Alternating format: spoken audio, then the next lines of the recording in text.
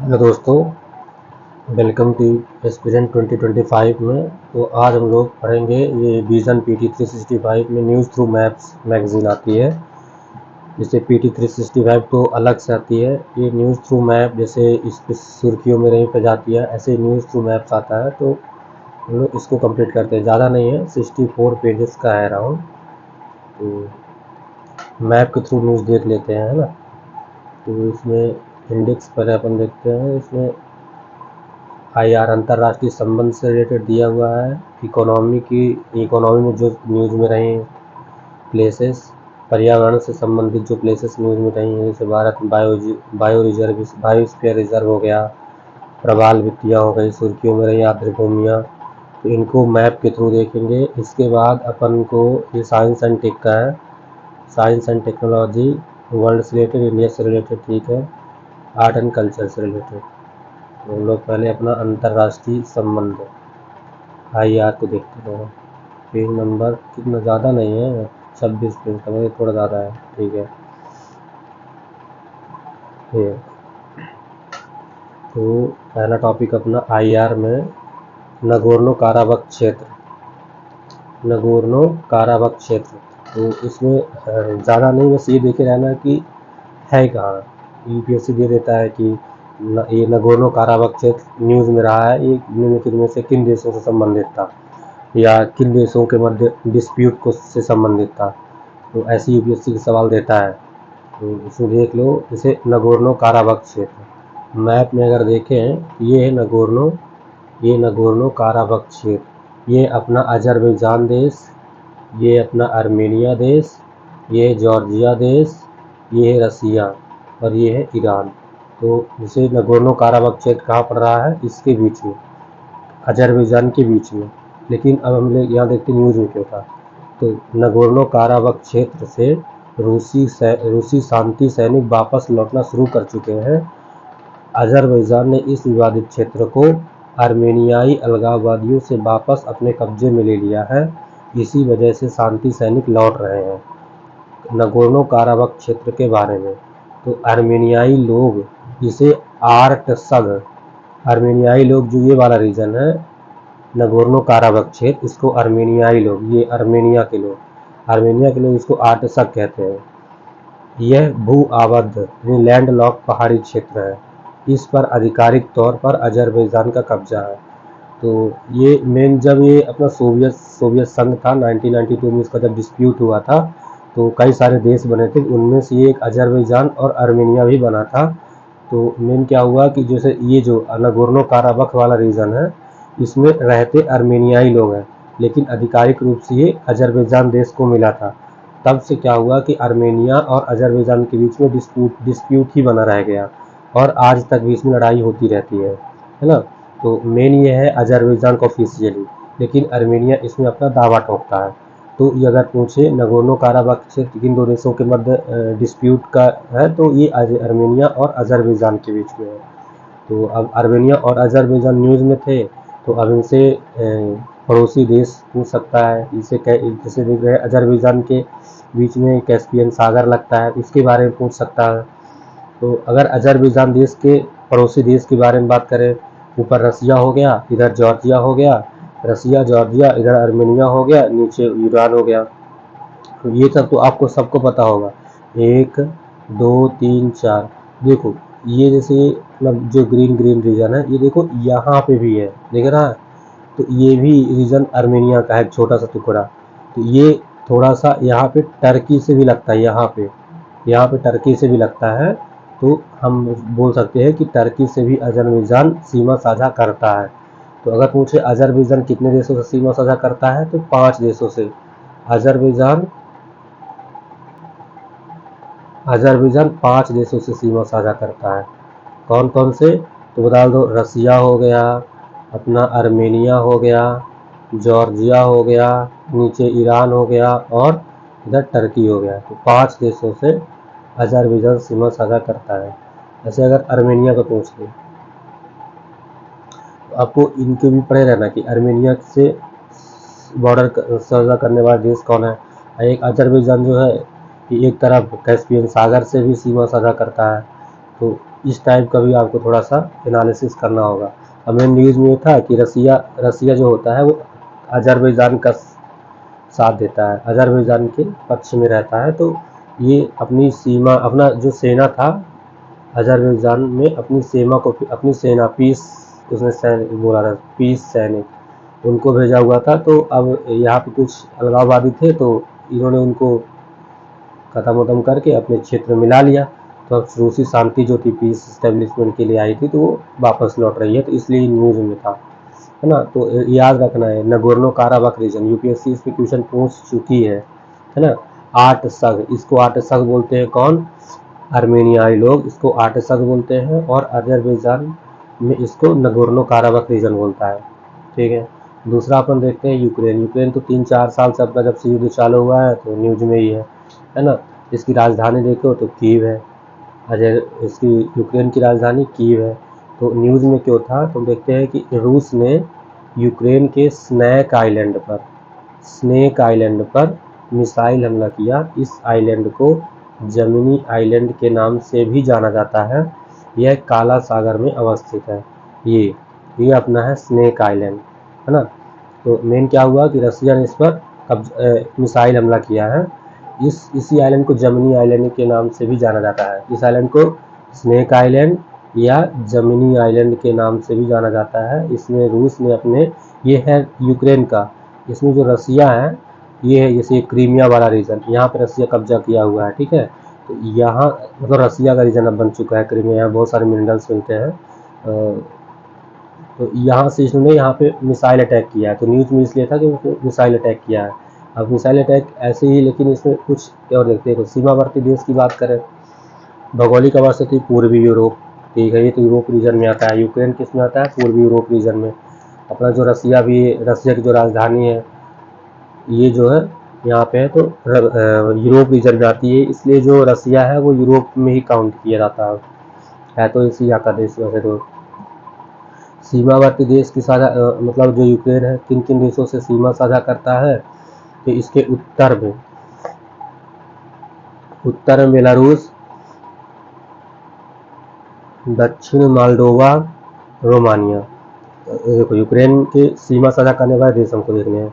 तो उत्तर में अपना हो गया बेलारूस, दक्षिण में हो गया अपना कौन सा? Moldova and Romania. फिर इसके पूर्व में हो गया स्लोवाकिया, मतलब इसके पश्चिमी वाले रीजन में स्लोवाकिया, ये वाला रीजन हो गया स्लोवाकिया का। ये वाला हो गया पोलैंड, एंड ये वाला हो गया हंगरी। तो कितने देश हो गए? 1 2 3 4 5 6 7 देश। 1 हो गया, 2 हो गया, 3 हो गया, 4 5 6 7 देश, और एक ब्लैक सागर से सीमा साझा करता है। अगर मुझे यूक्रेन लैंडलॉक कंट्री है तो नहीं, क्योंकि ये सागर से साझा सीमा साझा करता है ब्लैक सागर से। ब्लैक सागर मेडिटेरियन से मिलता है, मेडिटेरियन से अटलांटिक सागर, मतलब खुले समुद्र से इसकी सीमा साझा होती है। तो इसलिए लैंडलॉक कंट्री नहीं है ना। तो इसमें ये देखना है कि ये इसके सीमा साझा करने वाले देश कौन है। अगर पूछे यूक्रेन से कौन से देश सीमा साझा करते हैं, तो 7 देश है। कौन से? उत्तर में हो जाए रसिया, उस उत्तर में हो गया बेलारूस रसिया। दक्षिण में हो गया रोमानिया, मोल्डोवा। 2 देश ऊपर हो गए रसिया, बेलारूस। 2 देश नीचे हो गए मोल्डोवा और रोमानिया। मोल्डोवा रोमानिया नीचे हो गया, उधर हो गया बेलारूस, इधर हो गया रसिया। इधर 3 देश, 2 ऊपर 2 नीचे, ठीक है। 3 इधर, 7 टोटल है। 3 इधर कौन है? पोलैंड है, उसके बाद स्लोवाकिया है, इसके बाद हंगरी है। 3 देश इधर है, स्लोवाकिया, पोलैंड, स्लोवाकिया और हंगरी। Poland, Slovakia, Hungary.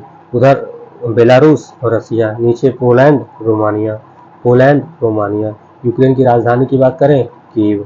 तो इसको ऐसे इसको याद कर लेना, सीमावर्ती देश की। जैसे उत्तर में क्या बोलते हैं? बेलारूस, पूर्व में रसिया, ठीक है। अपना डायरेक्ट ऊपर बोलेंगे उत्तर पूरा, नीचे वाले को दक्षिण पूरा, इधर वाले को पश्चिम। अगर इधर वाले रीजन पूछे ब्लैक सागर से भी इसमें सीमा साझा करता है। ये वाला रीजन एक है जो कोई क्रीमिया प्रदेश इसको बोलते हैं, तो इसमें रसिया का भी कब्जा है ना। जल निकाय से, कितने जल निकाय से यूक्रेन की सीमा साझा करता है? तो अजोव सागर, काला सागर। तो देखो ये वाला रीजन जो है अजोव सागर, ये वाला रीजन अजोव सागर। अब बाकी ये पूरा काला सागर है ना। तो ये हो गया।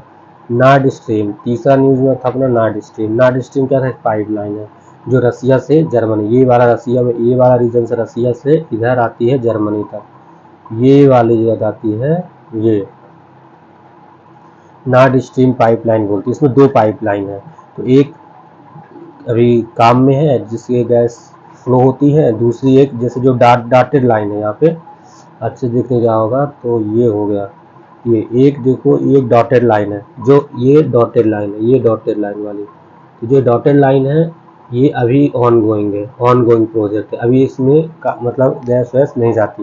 लेकिन जो ये वाली है, ये एक रीजन है, ये ऊपर इसके ऊपर ये गैस पाइपलाइन ऑपरेशन में है, इसमें गैस का फ्लो होता है। अगर पूछे रसिया से ये पूर्वी यूरोप को कौन सी पाइपलाइन से गैस की सप्लाई करता है रसिया, तो ये नॉर्ड पाइपलाइन, नॉर्ड पाइपलाइन है ना। इसको न्यूज़ में क्यों था, नए अध्ययन से पता चलता है कि विस्फोटों के कारण नॉर्ड स्ट्रीम पाइपलाइन को नुकसान पहुंचने के बाद बाल्टिक सागर में हजारों टन मीथेन घुल गई है, ये याद रखना। मतलब जिसमें अटैक हुए, जैसे अटैक तो चल ही रहे हैं, तो इसमें विस्फोट हुआ है। कहते हैं कि जो नॉर्ड स्ट्रीम पाइपलाइन है उसमें विस्फोट हुआ है, जिसके कारण हजारों टन CO2 जो वो मीथेन है, CH4 मीथेन, क्या CH4 मीथेन है, इसमें बाल्टिक सागर में घुल गई। ये है बाल्टिक सागर है ना, इस पूरे को बाल्टिक सागर बोलते हैं। तो बाल्टिक सागर में मीथेन, बहुत सारी मीथेन घुल गई है, कैसे, इसमें विस्फोट होने के कारण है ना। ये नॉर्ड स्ट्रीम के बारे में देख लो, इसमें अपतटीय पाइपलाइन नॉर्ड स्ट्रीम 1 एंड 2, इसमें नॉर्ड 1 एंड नॉर्ड 2 करके हैं, नॉर्ड 1 नॉर्ड 2 करके पाइपलाइन, जो 1 वाली है ये ऑपरेशन में है, नॉर्ड 2 जो है अभी ऑन गोइंग प्रोजेक्ट है ना। तो मेन देख रहे प्राकृतिक गैस, यानी CH4 को प्राकृतिक गैस भी बोलते हैं, तो ये प्राकृतिक गैस के लिए है। अगर पूछे कि तेल के लिए है या किसी अन्य चीज के लिए, तो नहीं, ये प्राकृतिक गैस के लिए पाइपलाइन है। कौन सी, नॉर्ड स्ट्रीम पाइपलाइन। जैसे UPSC के फेवरेट क्वेश्चन है, जैसे पिछले साल 2024 में पूछा था उसमें सुमेध पाइपलाइन के बारे में, कौन सी, सुमेध पाइपलाइन, ठीक है। तो इस तरह की क्वेश्चन UPSC पूछता है, तो इस साल नॉर्ड पाइपलाइन न्यूज में था, तो क्वेश्चन पूछ सकता है नॉर्ड पाइपलाइन से संबंधित। अब ठीक है इतना। तो जोड़ता किसको है, जर्मनी को जोड़ता है, ये ध्यान रखना। नॉर्थ पाइपलाइन कहाँ से आती है, रसिया से, अपना जर्मनी को जोड़ता है, रूस से उत्तरी जर्मनी को, ये जर्मनी वाला रीजन, ये जर्मनी वाला रीजन है, यहाँ जोड़ता है, ये आता है, ये अपना रूस से जर्मनी तक आता है ना। इसके बाद अपन आते हैं कुर्स्क, चौथा आ गया कुर्स्क क्षेत्र। कुर्स्क क्षेत्र कहाँ पे है, रसिया में है। कुर्स्क क्षेत्र, ये कुर्स्क क्षेत्र रसिया में। तो न्यूज में क्यों था, यूक्रेनी सेनाओं के रूसी क्षेत्र में अंदर तक पहुंचने के कारण रूस ने कुर्स्क क्षेत्र में आपातकाल घोषित किया है। जो यूक्रेन और रसिया के भी युद्ध चल रहा है, तो रसिया भी इसके कई सारे रीजन में घुस गया है, तैसे यूक्रेन भी इसके कई सारे रीजन में घुस चुका है। ये कुर्स्क क्षेत्र में घुसा हुआ है, मतलब आतंक, मतलब युद्ध करते करते इसके कुछ क्षेत्र को अपने हाथ में कब्जे कर लिया है। तो अब क्या हुआ कि यहाँ पे रसिया ने आपातकाल घोषित कर लिया है कुर्स्क क्षेत्र में। ये रसिया का एक फैक्ट्रियल इंडस्ट्रियल रीजन है, बहुत इंपॉर्टेंट है रसिया के लिए। तो न्यूज में था अभी। तो पूर्वी यूरोपीय मैदान के मध्य भाग में स्थित है और इसकी सीमा यूक्रेन से लगती है। तो कुर्स्क क्षेत्र, ये कुर्स्क क्षेत्र न्यूज में है, तो इसको ध्यान रख लेना। नदी बेसिन, तो नीपर और डॉन नदियों के बीच बेसिन इस क्षेत्र में स्थित है ना। इधर से नीपर नदी जाती है, इधर से डॉन नदी जाती है, तो इसका ये इधर पूरा बेसिन, दोनों नदियों का बेसिन बनता है। तो यही बोल रहा है कि नीपर और डॉन नदियों के बेसिन इस क्षेत्र में ही स्थित हैं। इसके अलावा सशस्त्र लड़ाकों ने रूस के दक्षिणी रिपब्लिक ऑफ दागिस्तान में हमला किया। हो गए थोड़ा ईमेल, हमको ये रीजन ध्यान रखना है, पूछ सकता है कुर्स्क क्षेत्र किस न्यूज में था या किन दो देशों के बीच डिस्प्यूट का रीजन है, तो ये पूछ सकता है, तो इसको ध्यान रखना है। लेबनान, पैलेस्टीन, इजराइल, ईरान, ये तो काफ़ी ज़्यादा न्यूज़ में थे, इनको तो आपको पढ़ के जाना चाहिए। जैसे लेबनान हो गया, लेबनान, इसकी राजधानी क्या है, बेरूत, ये है बेरूत इसकी राजधानी है, ये है लेबनान, अपना ये है लेबनान। अब इस संदर्भ न्यूज़ में क्यों था, इजराइल ने लेबनान के दक्षिणी हिस्से में और अधिक सैनिक तैनात करके हिजबुल्लाह के खिलाफ अपना संघर्ष तीव्र कर दिया है। तो ये पता है यहाँ पे एक आतंकवादी संगठन, हालांकि भारत इसको आतंकवादी नहीं घोषित करता है, इजराइल बोलता है, कुछ देश इसको बोलते हैं आतंकवादी, है ना। हिजबुल्लाह समूह यहाँ पे उसी का यहाँ पे शासन वासन में थोड़ा सा हिस्सेदारी रहती है, तो यहाँ से वो अटैक इधर उधर करता रहता है। इसकी आवासती की बात करें कि भूमध्य सागर के पूर्वी तट के साथ, भूमध्य सागर है ये, भूमध्य सागर भूमध्य सागर के पूर्वी तट के साथ ये सीमा साझा करता है कौन, अपना लेबनान, ठीक है। यह पश्चिमी एशिया के उत्तरी अरब प्रायद्वीप में स्थित एक छोटा सा देश है। अरब प्रायद्वीप का सबसे उत्तरी रीजन है ये लेबनान, है ना। ये एशिया में आता है, ध्यान रखना। सीमावर्ती देश की बात करें अगर, इसके लेबनान के सीमावर्ती देश में कौन है, इधर है सीरिया, उत्तर पूर्व में है सीरिया और दक्षिण में इसके है इजराइल। दो ही देश से सीमा साझा करता है लेबनान। अगर पूछे लेबनान कौन से देश से, लेबनान कितने देशों से सीमा साझा करता है, दो ही देशों से करता है, एक है इजराइल और दूसरा है सीरिया, है ना। दो देशों से सीमा साझा करता है कौन, लेबनान। लेबनान दो ही देशों से सीमा साझा करता है, इजराइल और सीरिया। अब इसी तरह आपको देख लेना है इजराइल से सीमा साझा कौन करता है और इजराइल के आसपास कौन से देश है, ऐसे ईरान। तो अभी आगे आगे आगे आएंगे तो मैं अभी आगे बता दूंगा आपको। फिर ये बाल्टिक सागर, अभी अभी हम लोग सुमेध पाइपलाइन पढ़ी, वो नॉर्थ स्ट्रीम पाइपलाइन पढ़ी, जिसके लिए बाल्टिक सागर न्यूज में था, और पीसीओ मीथेन प्राकृतिक गैस बहुत सारी घुल गई थी। तो बाल्टिक सागर भी अलग से न्यूज में तो क्यों है, इसको देखते हैं लोग। संदर्भ न्यूज क्यों था, एक रिपोर्ट के अनुसार रूसी Su-24 बम वर्षक विमान, रूसी Su-24 बम वर्षक विमान ने सामरिक रूप से महत्वपूर्ण बाल्टिक सागर के गोटलैंड द्वीप के निकट स्वीडिश हवाई क्षेत्र का उल्लंघन किया। स्वीडिश हवाई क्षेत्र का, देखो ये है अपना बाल्टिक में, ये है गोटलैंड द्वीप, ठीक है। जो गोटलैंड द्वीप है किसका है, स्वीडन का है। तो मेन ये है कि जो ये स्वीडिश आइलैंड है, ये है स्वीडिश, ये वाला रीजन रसिया का है। तो अब क्या करता है रसिया, यहाँ से यहाँ रसिया का रीजन है और ये वाला रसिया का रीजन है। तो अब ये क्या करता है, यहाँ पे अपना सैन्य अभ्यास करता रहता है, अपने आप लड़ता उड़ता रहता है, प्रैक्टिस करता रहता है। तो कभी कभी इसके हवाई एरिया में भी चला जाता है। तो वही फिर इन्होंने बोला कि आप मेरे हवाई रीजन में आ जाते हो, तो ये उल्लंघन है अंतर्राष्ट्रीय कानूनों का, ठीक है। ये कहता है कि एक रिपोर्ट के अनुसार रूसी Su-24 बम वर्षक विमान ने सामरिक रूप से महत्वपूर्ण बाल्टिक सागर के गोटलैंड द्वीप के निकट स्वीडिश हवाई क्षेत्र का उल्लंघन किया है ना। ये बाल्टिक सागर के बारे में हम लोग देखते हैं कि ये उत्तरी अटलांटिक महासागर की एक शाखा है, ये अटलांटिक महासागर है, ठीक है, उसका एक शाखा है, सही है। यह डेनिश जल संधि द्वारा अटलांटिक महासागर से जुड़ा हुआ है। यहाँ पे जो जल संधि पाई जाती है वो डेनिश जल संधि है ना। डेनिश जल संधि द्वारा बाल्टिक सागर जो है वो अटलांटिक महासागर से जुड़ा हुआ है, डेनिश जल संधि द्वारा, ठीक है। इसको ध्यान रखना, कौन सी जल संधि, डेनिश जल संधि द्वारा बाल्टिक सागर अटलांटिक सागर से जुड़ा हुआ है। यह विश्व का सबसे बड़ा अंतर्देशीय खारे पानी का सागर है, विश्व का सबसे बड़ा अंतर्देशीय खारे पानी का जल है। बड़ी मात्रा में नदी जल का मिलने के कारण इसमें लवणता स्तर कम है। यहाँ देखो हमको पता है, जैसे यहाँ पे एक नॉर्वेजियन वो है, नॉर्वेजियन वो पर्वत है, तो यहाँ से कई सारी नदियाँ निकलती हैं, तो इसमें कई सारी नदियों का फ्लो होता है और इधर से भी होता है। तो यहाँ पे क्या होता है कि यहाँ खारा पानी ऊपर से जैसे आता नहीं है और यहाँ पूरा बंद है, तो लगभग जितनी भी यहाँ से नदियाँ निकलती हैं सब इसी में जाके मिलती हैं, तो जिसके कारण से पानी का खारा का जैसा थोड़ा सा कम, मतलब कम खारा पानी है ना। तो यही बस इतना ही है इसमें। तो मतलब इसमें अब जैसे आपको इसमें क्या करना चाहिए कि जैसे बाल्टिक सागर है, तो बाल्टिक सागर से लगने वाले देशों के नाम आपको पता कर लेना चाहिए कि बाल्टिक सागर से कौन कौन से देश सीमा साझा करते हैं। तो जैसे अपना क्या हो गया, फिनलैंड हो गया, ठीक है, फिनलैंड हो गया, स्वीडन हो गया। अभी नॉर्वे बोले तो नॉर्वे नहीं है, नॉर्वे अगर पूछेगा नॉर्वे नहीं है क्योंकि ये यहीं तक जाता है, तो नॉर्वे इसमें सीमा साझा नहीं करेगा। जर्मनी बोले तो जर्मनी हो सकता है, पोलैंड बोले तो पोलैंड हो सकता है। ये जर्मनी अपना थोड़ा सा ये बाल्टिक सागर सीमा साझा कर देगा, पोलैंड से साझा कर देगा, लिथुआनिया, लाटविया, इस्टोनिया, फिनलैंड और स्वीडन और रसिया। फिनलैंड, ये हो गया फिनलैंड। एक बार हम मिटा देते हैं तो थोड़ा सा साफ सुथरा हो जाएगा।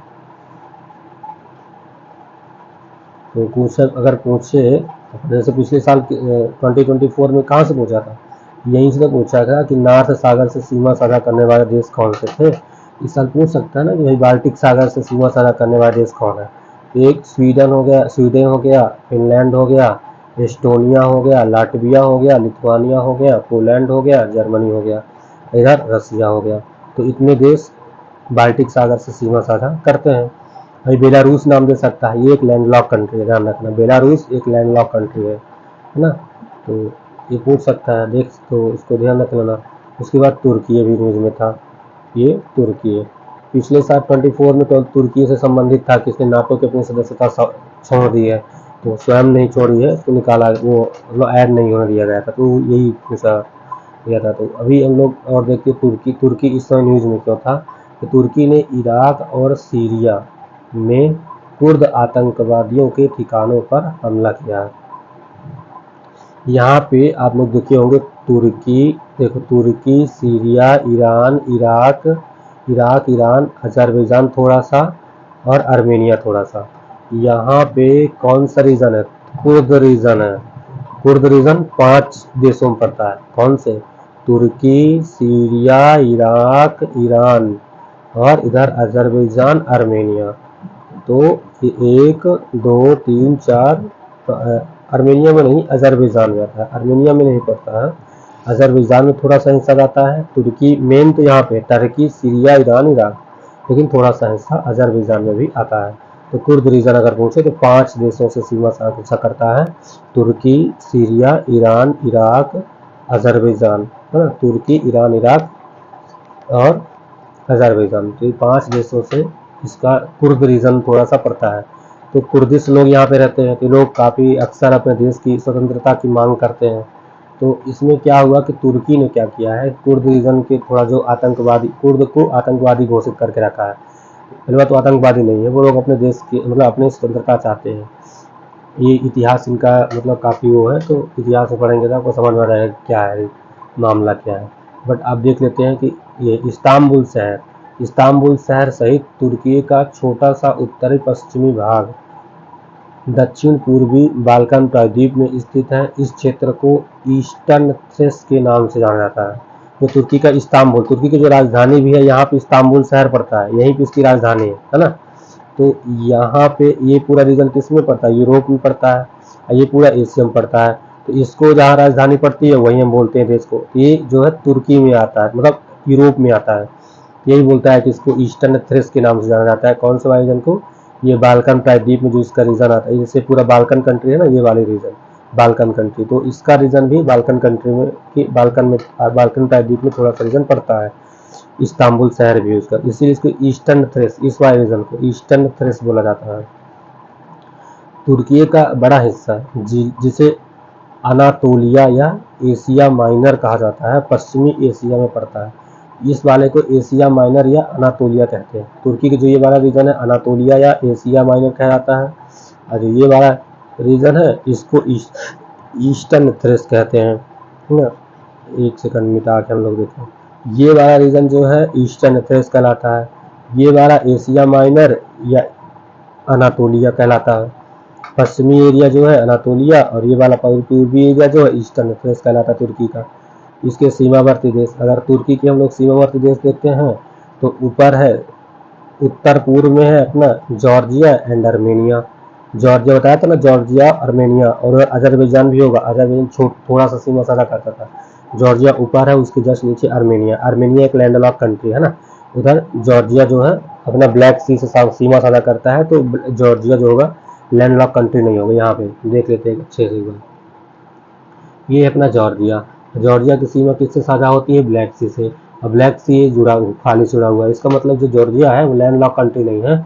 लेकिन जो आर्मेनिया है, आर्मेनिया की सीमा साझा समुद्र से नहीं होती, लेकिन इसके साथ होती तुर्की के साथ, एक लैंड लॉक कंट्री है ना ये आर्मेनिया जो है। तो तुर्की के साथ सीमा कौन से देश साझा करते हैं, नीचे हो गया सीरिया, इधर हो गया इराक, इधर हो गया ईरान। सीरिया, इराक, ईरान, इधर आ जाएगा अजरबैजान, और इधर हो जाएगा आर्मेनिया, इधर हो जाएगा जॉर्जिया। और इधर से भी एक देश सीमा साझा करता है, तो ये दो, इधर ग्रीस हो गया, इधर बुल्गारिया हो गया। तुर्की से सीमा साझा करने वाले कितने देश हो गए? दो देश इधर हो गए। अगर पूछे पश्चिम में दो देश, ग्रीस और बुल्गारिया, दो हो गए। ग्रीस और बुल्गारिया दो रीजन हो गए तुर्की सीमा साझा करने वाले। अगर उत्तर बात करें तो अर्मेनिया, जॉर्जिया। अगर पूर्व में बात करें तो पूर्व में हो गया अपना Azerbaijan, Iran, Iraq. Iran, Iraq और अजरबैजान। दक्षिण में सीरिया, सीरिया, इराक। सीरिया तो कौन कौन से हो गए? एक हो गया सीरिया, एक हो गया इराक, एक हो गया ईरान, एक हो गया अजरबैजान, फिर हो गया आर्मेनिया, फिर हो गया कौन हो गया? जॉर्जिया, फिर हो गया बुल्गारिया, फिर हो गया रोमानिया। लगभग 7 से देश, 1 2 3 4 5 6 7 8 देश लगभग